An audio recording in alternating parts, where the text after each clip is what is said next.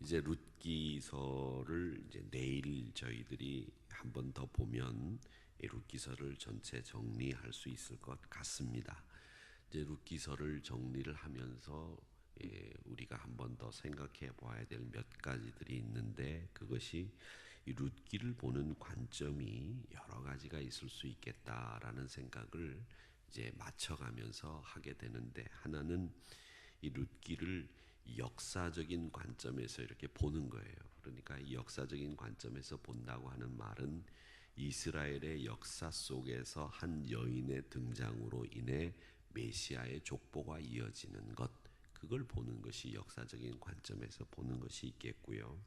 또 하나는 이 상징적인 의미로 룻기서를 바라볼 수 있겠습니다. 그 상징적인 의미라고 하는 것은 뭐냐면, 예수님의 이야기가 이 룻기서부터 시작이 될 수 있겠는데, 이 예수님의 이야기 속에 이방 여인 모압이라고 하는 룻의 여인의 이야기가 들어있고, 또 이방 여인을 통해서 예수 그리스도의 족보가 이어짐으로 말미암아 예수님의 세계는 유대인들만의 세계가 아니라 모든 인류를 위한 세계가 된다라고 하는 것을 보여주는 이야기겠다라는 생각도 들고요.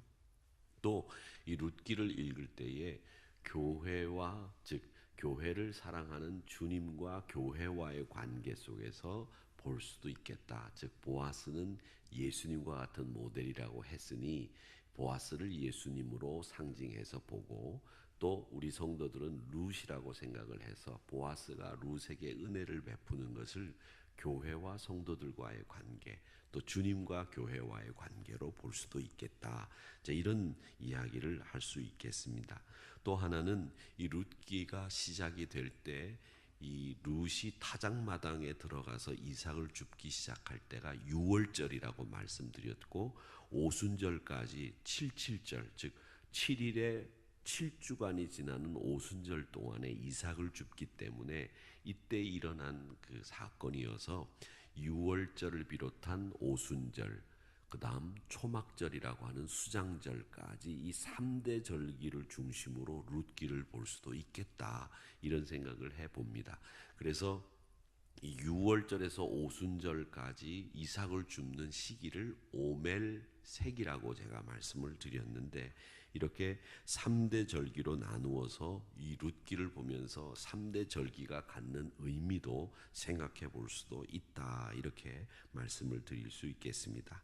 오늘은 좀 이 룻기 이야기를 여러분 종말, 즉 끝, 이제 마지막 드라마의 끝으로 가고 있는 이야기를 보면서 이 룻기를 이 3대 절기에 의해서 한번 생각을 해볼 수도 있겠고, 여러 가지 정황에서 룻기를 보는데, 룻이 나오미 시어머니와 함께 베들레헴에 돌아왔을 때가 6월절이었다고 말씀을 드렸습니다. 근데 6월절 이후 7주 7일 동안 이 오순절 기간 동안에 이 룻이 이 이삭을 주었는데, 그 이삭을 줍기가 끝날 즈음인 이 오순절 기간쯤이 되었을 때에 보아스를 만나기 위해서 타작마당에 들어갔다, 그렇게 생각하시면 됩니다. 자, 이걸 타작마당에 들어가서 보아스를 만나는 것은 오순절날 우리 신약교회에서는 무슨 일이 있었느냐 하면 성령 강림의 역사가 있었습니다. 그러니까 보아스를 만나는 순간 이 신약교회에서는 성령 강림의 역사가 있었다, 이렇게 보시면 되겠고, 그 다음 오순절 이후에, 결혼 이후에 아들이 출산하고 그 아들로 말미암아 다윗 가문이 이어지는 것을 보면서 성령 강림 이후에 신약교회가 탄생을 해서 신약교회가 2000년 동안 이렇게 하나님의 역사를 감당해 왔음은 곧 교회 탄생을, 이 오벳의 탄생을 통해서 상징적으로 우리가 바라볼 수도 있겠다, 이런 이야기를 할 수 있겠습니다. 자, 그런데 이 14절 말씀에 보면 우리가 한 가지, 이제 그 이야기는 이제 제가 요즘 우리 현대 신학교회와 이 룻기를 연결하는 이야기를, 이걸 알레고리 해석이라고 그렇게 얘기를 하는데, 그렇게 해석을 해서 여러분 대입을 해가지고 여러분들에게 말씀을 드렸는데, 이제 본문에 보면 이런 이야기가 나옵니다. 여인들이 나오미에게 이르되 찬송할지로다. 여호와께서 오늘 내게 기업 물을 자가 없게 하지 아니하셨도다. 이 아이의 이름이 이스라엘 중에 유명하게 되기를 원한다. 그러면서 뭐라고 얘기를 하느냐 하면 내 노년의 봉양자다. 오벳이 그렇다는 거죠. 그 다음 내 며느리가 낳은 자로다 하고 16절의 말씀에 보면 아주 좀 이상한 말씀이 나와요. 나오미가 아기를 받아 품에 품고 그의 양육자가 되니, 이런 말씀이 나와요.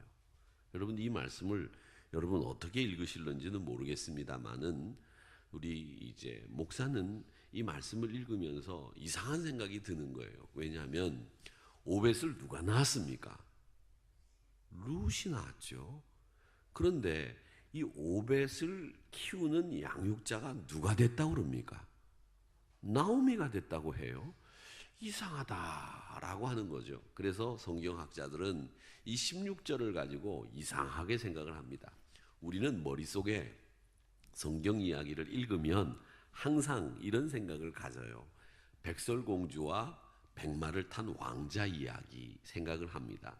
그런데 요즘은 백설공주 이야기 끝을 참 이상하게 맺는 분들이 있죠. 백설공주와 백마 탄 왕자가, 백설공주가 독 먹은 사과를 먹고 누워 있었잖아요. 그러니까 이제 백마를 탄 왕자가 말을 타고 탁탁탁탁탁 타고 와가지고 독사과를 먹고 누워 있는 백설공주에게 키스를 하니까 그 독사과가 목에 걸려 있다가 탁 튀어나와가지고, 그래가지고 백설공주가 깨어나가지고 백설공주와 그 왕자가 결혼해가지고 행복하게 오래오래 살았다. 저희는 그렇게 배웠어요. 그런데 요즘 아이들은 어떻게 배웠느냐면 백설공주가 독 먹은 사과를 먹고 누워있는데 백마 탄 왕자가 와서 키스를 해서 깜짝 놀래가지고 이 독 먹은 사과가 탁 튀어나와가지고 이 백마 탄 왕자가 얼굴에 그 사과가 탁 맞아갖고 아이 더러워 이러면서 탁 버리고, 그런 다음에 어쩌다가 둘이 결혼을 했는데 맨날 애 키우느라고 뭐 학원을 어디 보낼 거냐 이러면서 싸우다가 결국 이혼해가지고 서로 제 갈 길을 갔다. 아이들은 할머니가 하나 키우고 뭐 딸아이는 뭐 시아버지가 시부모님이 키우고 뭐 그렇게 됐다. 뭐 이런 얘기들을 하더라고요. 근데 여러분 제가 왜 이 얘기를 하느냐면 성경학자들은 여기서 이런 얘기를 합니다. 보아스가 오벳을 낳고 죽었다. 즉 새로운 생명을 허락한 보아스는 자기 생명을 헌신하는 의미로 그렇게 하나님께서 그의 생명을 나이 먹은 보아스를 거두어 가셨다. 다음 룻은 어떻게 됐느냐? 오늘 이 16절의 말씀에 의거해서 이 14절, 13절부터 시작을 해서 마지막 절 말씀까지 오늘 이 룻기의 주인공인 룻이 전면에서 사라져버리고 없습니다. 룻이 한 번도 안 나와요. 오벳이라고 하는 룻의 아들이 나왔음에도 불구하고 룻은 이제 완전히 사라져버리고 없어져 버렸습니다. 그래서 이 16절의 말씀을 근거해서 오벳을 낳다가 룻이 아마 죽었을 것이다, 이렇게 보는 것이 성경학자들의 이야기입니다. 즉 라헬이 에브랏 베들레헴길로 올라가다가 베논이 베냐민을 낳다가 죽어 거기에 장사 지낸 것처럼 이 룻도 아이를 낳다가 아마 세상을 떠난 것 같다는 것입니다. 그래서 여기 16절의 말씀에 나오미가 아기를 받아 품에 품고 그의 양육자가 되었다라고 하는 이 말은 시어머니 나오미가 다시 전면에 등장하면서 룻은 오벳을 낳고 세상을 떠나고 나오미가 이 오벳을 키우게 된 것 아니겠느냐라고 이야기를 합니다. 왜 또 그런 얘기를 하느냐 하면 예수 그리스도가 우리에게 새로운 생명을 주시기 위해서 십자가에 매달려 돌아가신 것과 똑같은 구조다. 그의 생명을 헌신함으로 말미암아 우리가 새 생명 얻었듯이 룻도 그의 생명까지 시어머니와 다윗의 기업을 물을 자로서 헌신하는 모습을 우리에게 보여주기 위해 하나님은 그의 생명을 거두신 것이다. 상속자를 얻기 위해서 불명예를 감수하고 위험을 감내하고 타작마당에까지 내려갔던 그 여인 룻은 결국 자신의 모든 것을 다 바쳐 새로운 생명 오벳을 낳게 하고는 하나님 앞에 갔다 라고 하는 것이 바로 성경학자들이 이 16절 말씀을 가지고 근거하며 이야기하는 내용입니다. 그러니까 이 이야기를 보면 좀 불행하다. 룻과 나오미가 보아스와 함께 가정을 이루어서 행복하게 살았으면 좋겠다. 이것이 우리 인간적인 바람이지만 성경학자들은 이것이 예수 그리스도의 복음서와 같은 역할을 하는 구약 성경이기 때문에 룻은 하나님이 그의 생명을 거두어 갈 수밖에 없는 이런 상황이기 때문에 이 16절의 말씀에도 양육자가 나오미가 되고 룻은 완전히 이 13절 이후에 사라져버리고 말았다. 그렇게 이야기를 하고 있다라고 하는 것입니다. 그러면서 오늘 이 말씀을 보면 어떤 말씀이 생각나면 한번 찾아보시기 바랍니다. 요한복음 16장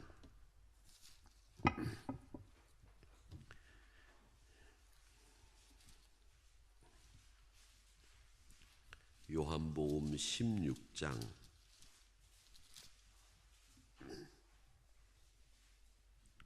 7절입니다.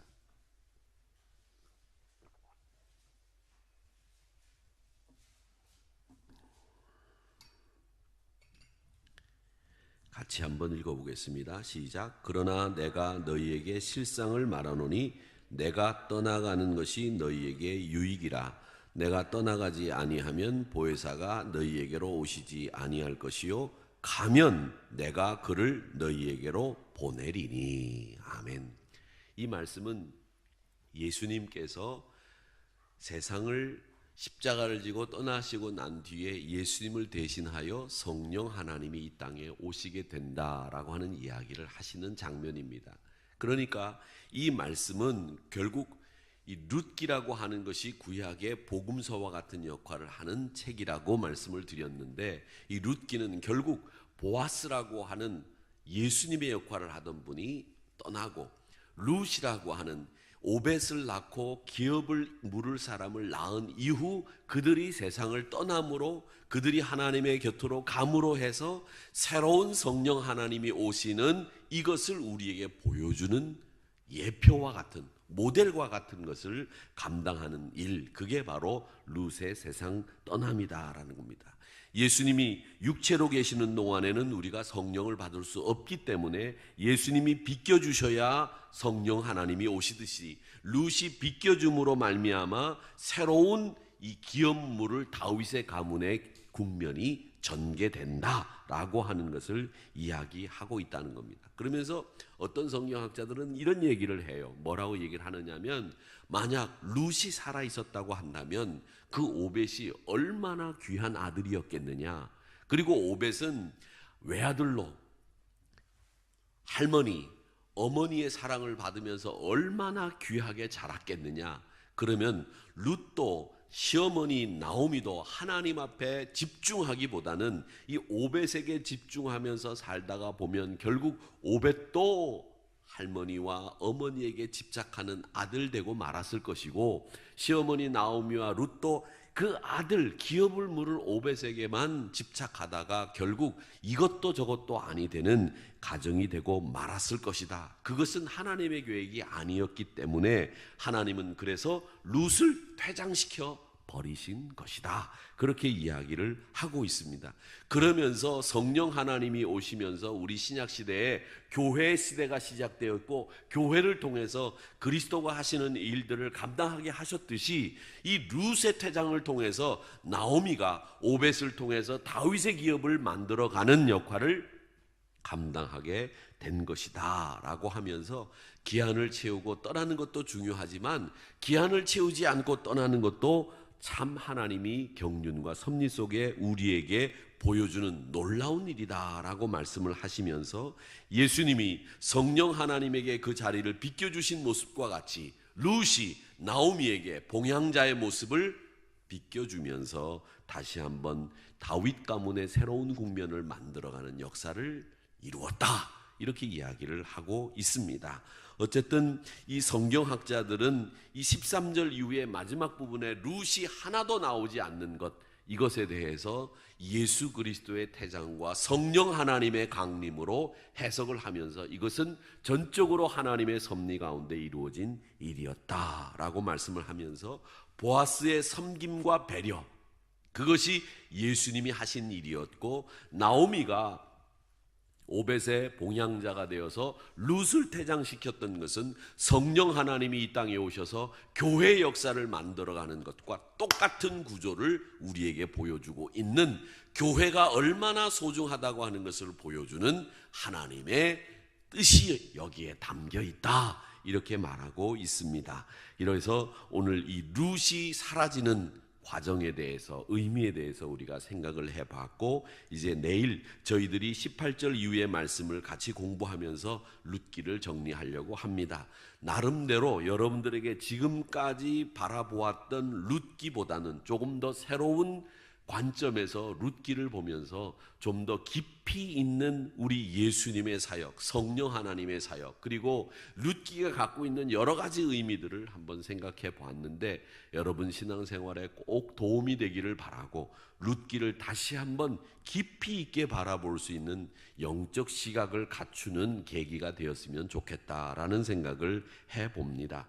예수님이 자리를 비켜주심으로 성령 하나님이 이 땅에 교회를 만들고, 교회가 지금까지 하나님의 복음을 전하는 역사를 감당했던 것처럼 우리도 이 말씀을 통해서 다시 한번 우리가 해야 될 일이 무엇인지를 깨닫고 오늘도 승리하는 여러분의 하루가 되기를 주님의 이름으로 축원합니다. 아버지 하나님,